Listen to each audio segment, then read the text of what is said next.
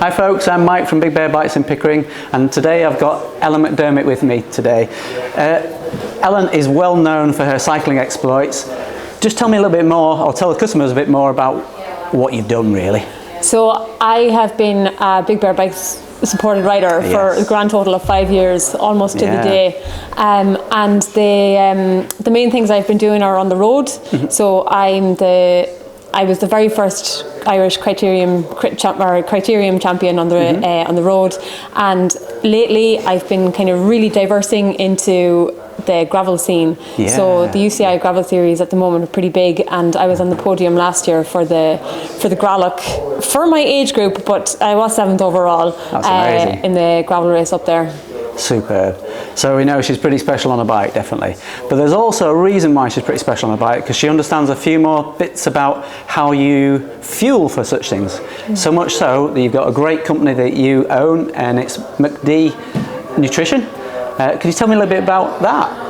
Well, it's primarily I work with endurance athletes, so cyclists, triathletes and runners, and I fuel them. I go through their nutrition for off the bike, away from training, and I'll fuel them in and around their training, and specifically then if anybody's got an event coming up, that we'll focus our efforts on how to fuel that event in the run up to it. We'll practice their event day nutrition if that's a race or if it's a sportive. Like, have you got any sportives coming up? I do, yeah. We're amalgamated with Rydale Velo Club, and we've got a big ride that they're doing this year in June, the 15th and 16th, and it's either a 2-day or a 1-day, depending on the rider's, I guess, fitness level, but we're going to do a coast to coast, so that's a big ride, and I think it's about 150 miles. Okay, so you've got 150 miles, and how many people do you reckon are doing it? I think 40 overall, because I think there's about 20-20 split, I think. Okay, and there'll be people doing it over 1 day, and then there'll be people doing it over a couple of days? 2 days, Right, and what are you thinking of doing? So I'm planning to do it on 1 day, so that's quite a big ask, so it's 150 miles, and let's say for example, you're going to try and take like 8 or 9 or maybe just 10 hours, right? And what I'll be doing in the preparation for athletes for that, I'll be talking to them about their fueling that they would want to be practicing in training, and then with the eye on having that same nutrition plan for the race itself. So with 10 hours, you probably need to stop a couple of times for refilling your bottles and maybe restocking your pockets with some fuel that you pick up in the shop or in a garage, right? But you want to have an idea of what it looks like before you head out. So if somebody's doing that for about, let's say 9 hours, what would your preference be with eating either real food, like solid foods, or using gels and energy powders and that kind of thing? I think for me, that I would like to sort of factor in a bit of both, because I'd like to actually stop and maybe eat a bit of savoury food, maybe, and a bit of sweet food.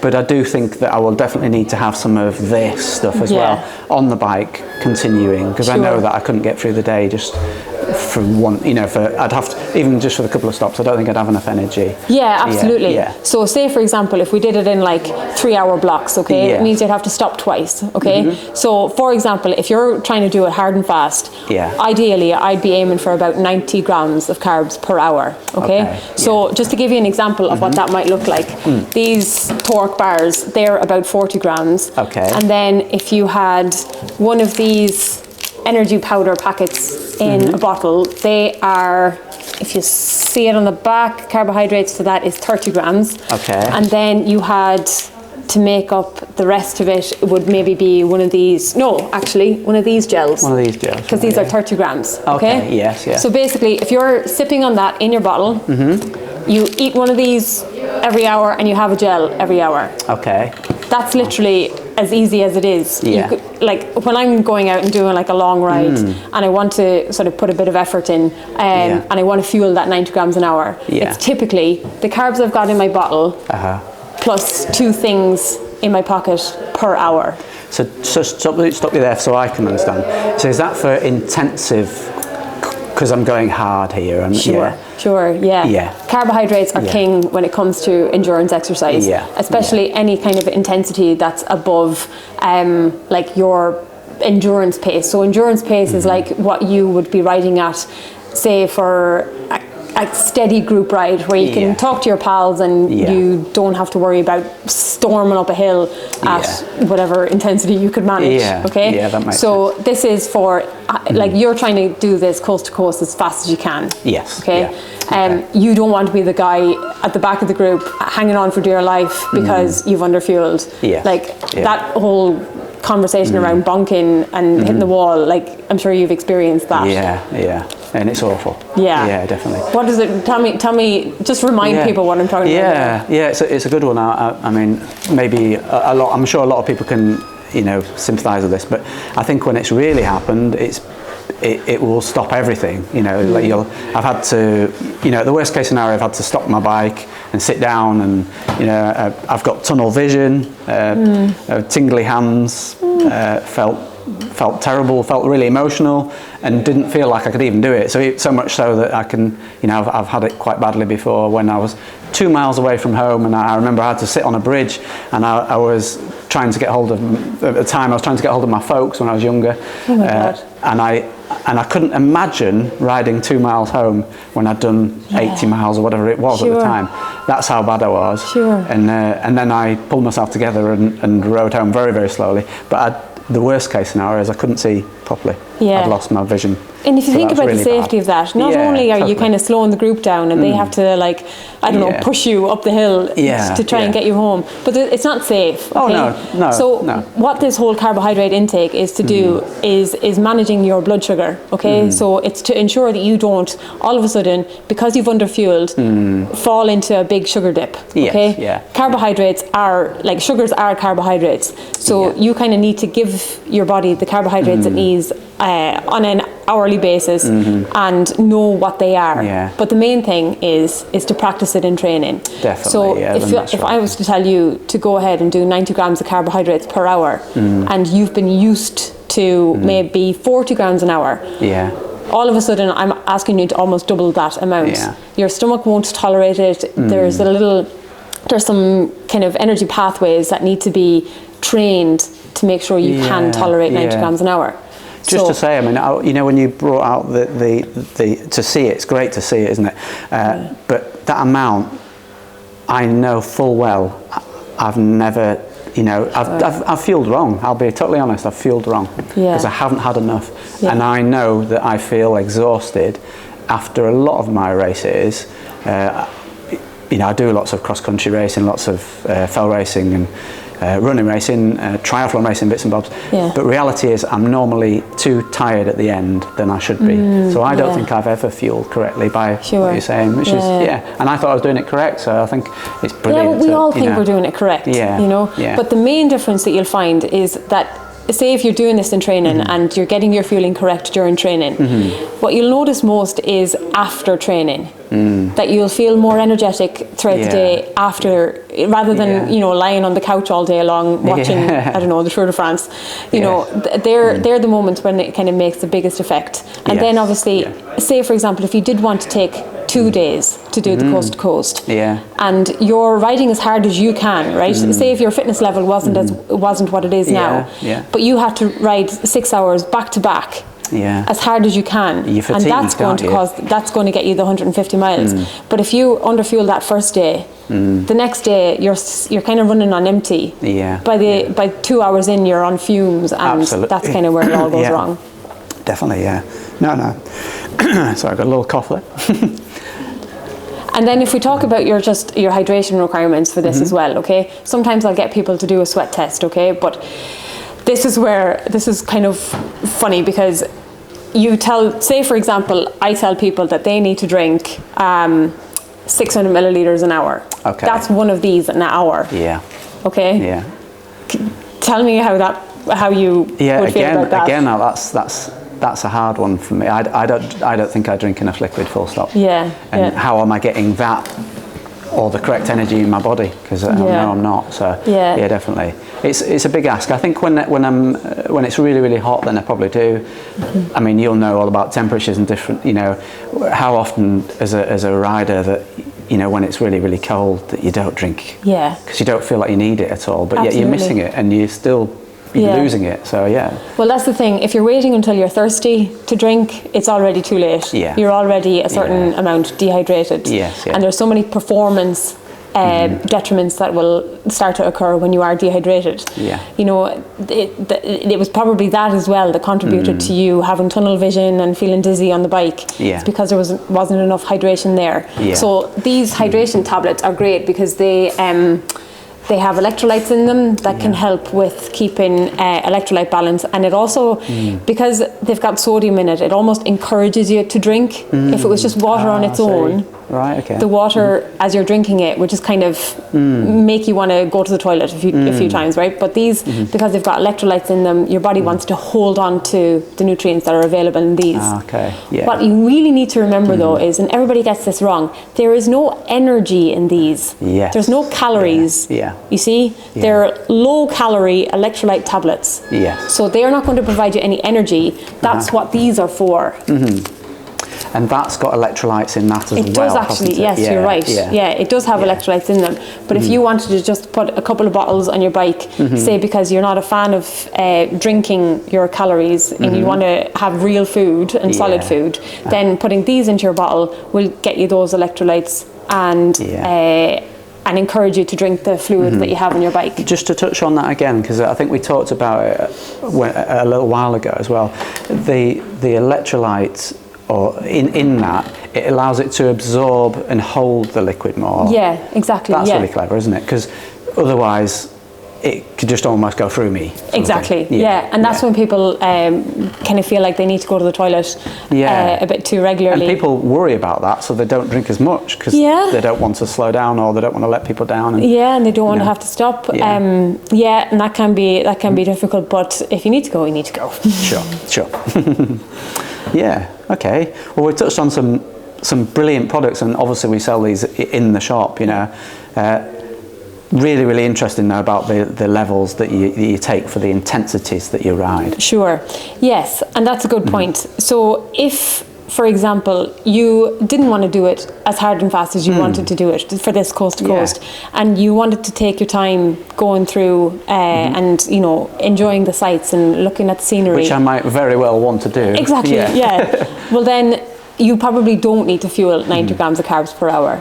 For someone like that, focusing more on real food, like on solid foods, rather than the really fast release carbohydrates of gels, then you can eat a little bit less, you can enjoy the food, and you would probably say focus on 60 grams an hour.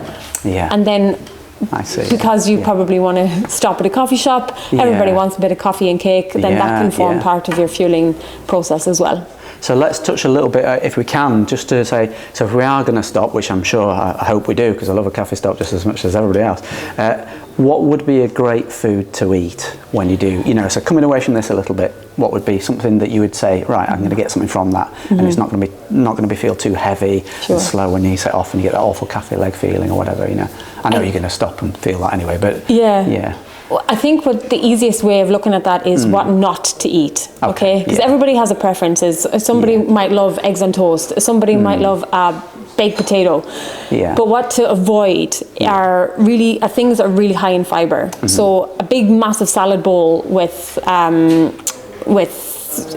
loads of lettuce leaves and loads of nuts and seeds. That's probably going to sit in your stomach because your body can't digest it. Okay, there's too much going on in your body that your blood is now being directed to your working muscles, and it's all of a sudden been redirected from your digestive system. So it means your digestive system can't work as hard.